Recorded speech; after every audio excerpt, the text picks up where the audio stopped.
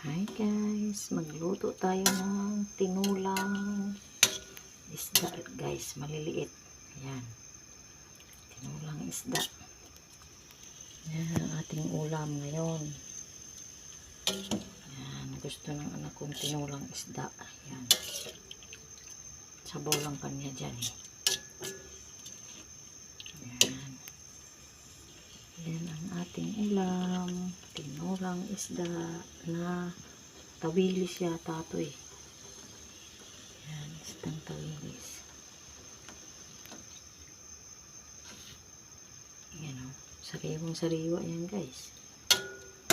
Sariwang sariwa yung ulam na tinula na isda. Yan ang aking ulam guys. Masarap yan guys. Sariwa yan, nilagyan ko ng malunggay.